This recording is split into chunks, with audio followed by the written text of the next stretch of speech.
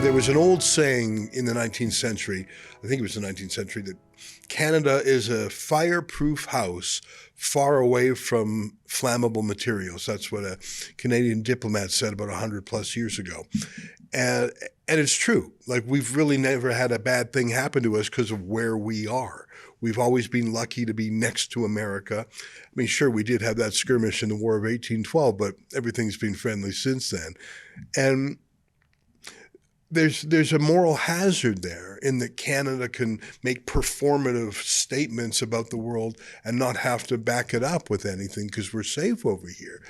But that's allowed a childishness to creep into our foreign policy, our military policy, and now our domestic policy. And I feel like when Donald Trump said, get your border solved in 2 months, or I'm putting tariffs on the first day, suddenly Canadians had to wake up and say, oh, there's some real life consequences here and we can't just virtue signal. That's how I see the whole thing. What does it look like from an American's point of view? Well, I think that's right. And, the issues which impact our border, the U.S. border and our sovereignty are the issues that are impacting all of the Western world, which is unfettered immigration without regard to assimilation, without regard to the composition of who is immigrating, how they're immigrating, et cetera.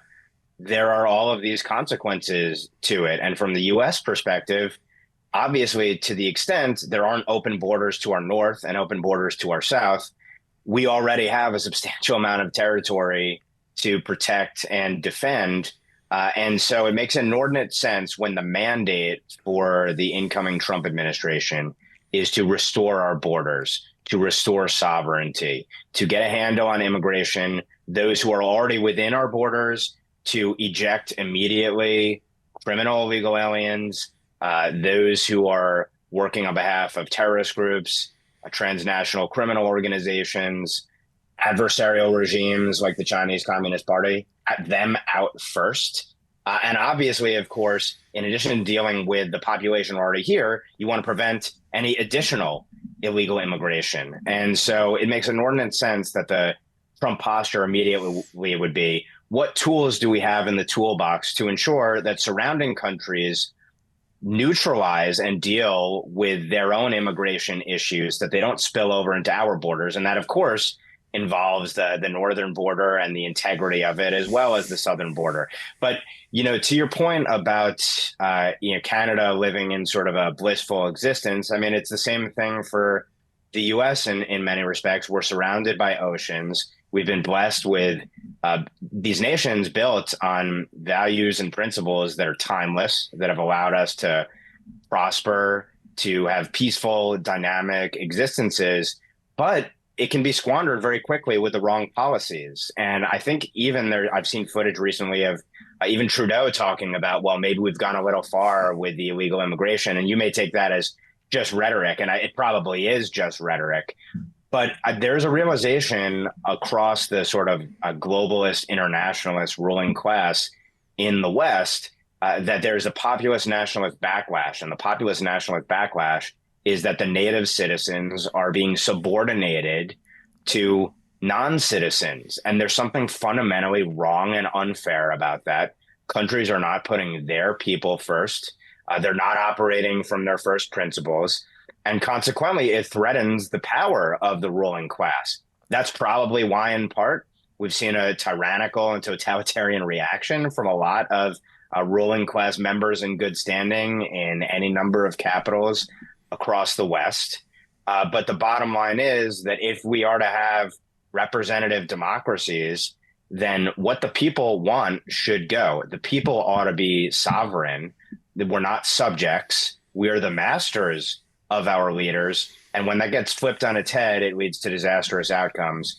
But broad strokes, what Donald Trump is going to do is put America's national interest first. And this policy of threatening tariffs, one tool in the toolbox, goes hand in hand with the idea of we're going to have mass on U.S. soil as well, because there's a mandate to do it.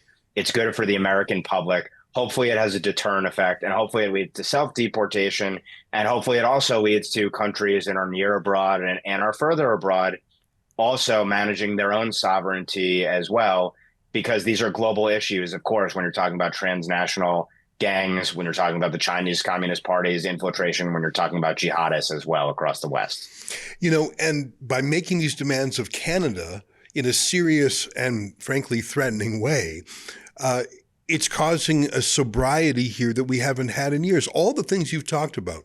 I mean, right now there is a senior credible allegation in this country by our version of the CIA, called CSIS, that there are 11 members of our parliament who were installed by the Chinese communists, and installed because they gamed the nomination process and they interfered and they bussed in foreign nationals to vote who were temporarily in Canada. Like, it was quite a detailed operation. I don't know if our country's taking those things seriously enough. I don't think so. But when Donald Trump says, guess what? It's time to get serious. And if you don't, we're going to devastate your economy. A 25% tariff on Canadian goods to America would throw our country into a deep recession because we're so integrated.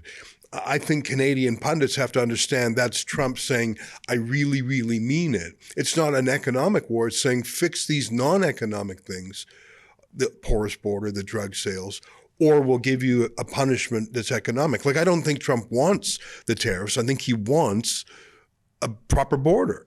But it's up to Trump to make Canada grown up a little bit. Hey, I want to play a clip for you. In response to Trump's threat of the tariff, Canada's leader of the opposition, he had a tough balancing act because on the one hand, he despises Trudeau's policies, but on the other hand, he has to stand up for Canada. And even if he agrees with Trump's substance, he can't be seen to be agreeing with threats against Canada. So it was a very careful path he had to trod. But I think he did it well. He talked about Canada first and fixing those problems for Canada's sake, not because Trump wants it. But he referenced this. He said that in Canada, there are 4.9 million people who are here on a temporary basis and have to leave by the end of next year. And he said to the government, do you have any plan on how to get them out? And the answer was no. And, where will they go? Will they go into America? Will America's deportees come into Canada? Here, look at this quick clip. About a week ago, Justin Trudeau admitted that he broke our immigration system, and that brings new challenges. His own published document showed there are 4.9 million people here temporarily that are supposed to leave by December 31st of next year, 13 months from now. 4.9 million people. We asked what the plan was to track their departures, and yesterday his immigration minister said, we're just going to take people at their word. He admits that there have been 2 ISIS terrorists allowed into our country. What is the plan to protect our security and reinstate sovereignty over who is in our country? And finally, on drugs. I don't want to stop drug overdoses to please Donald Trump.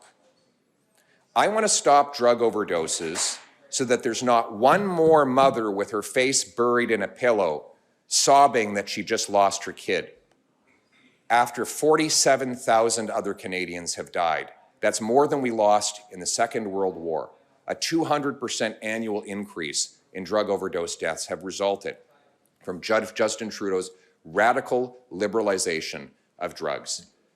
Justin Trudeau must put partisanship aside, not just for the sake of Team Canada, but for the sake of our people, and fully reverse his liberalization of drugs.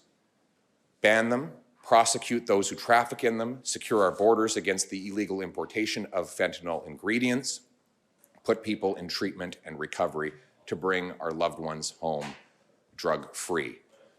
That is necessary now more than ever. I think that's the right response. I mean, he's trying to sound like a grown-up in a country that is not being grown up. Ben, I found that a shocking statistic, and I like to think I follow Canadian immigration facts pretty closely. 4.9 million Canadians, that's more than 10% of our population, don't have tenure in this country. I don't know if that's a big problem for America because I don't know if they're going to be going south anymore, but the number of illegal crossings from the north to the south is skyrocketing. It's not as bad as the Mexican side of things, of course, but it is growing very quickly. What do you make of that statistic that you just heard? Yeah, it's staggering. I was just looking at the total population size, and you're talking a country that's 40 million people, just an outrageous, overwhelming number. And, do the people have a voice in that? Was there ever a referendum to say we want to have this high a percentage of folks purportedly temporarily there? And do you really have a country at that point? If you're talking about more than 10% of your population consisting of these purportedly temporary individuals. And, those numbers about, okay, 2 ISIS prosecutions potentially, or 2 ISIS members discovered. How many countless others affiliated with the IRGC or with Hezbollah or with Hamas or with Al Qaeda or any of the other umbrella groups, Shia or Sunni jihadist groups? And what about Chinese nationals? Or what about agents of influence working on behalf of the Chinese Communist Party or Russian agents of influence? I mean, you can run down the list, and the responses from governments across the West essentially do not instill any confidence that they have any idea what the populations look like. And, there's a saying about in America how America is an idea.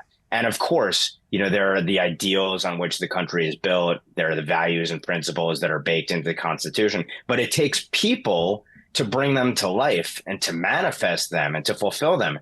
You don't have a country if you don't have the people who adhere to those values and principles at the end of the day. Mm-hmm. So it's utterly outrageous, but I think this is symptomatic of progressivism and progressive views that have prevailed across the West. And then on that last point about the drugs, it's also worth noting, of course, that one of the key points of origin, really, when you look at the supply chain, so to speak, and the production and delivery of fentanyl is, of course, communist China. Mm-hmm. And so you can call this a new opium war, essentially, that the Communist Chinese Party is engaged in against the rest of the Western world, leading to hundreds of thousands of deaths across the West on these opiates. And then you have progressive leaders who take a lax perspective, and they basically want people to be able to ingest drugs in a safe fashion, as opposed to saving people's lives. Yeah. So they're basically doing the bidding of the Chinese Communist Party at the end of the day. Utterly outrageous. And it just speaks to the delusional views and ultimately the disastrous views held by far too many in the Western ruling class elite.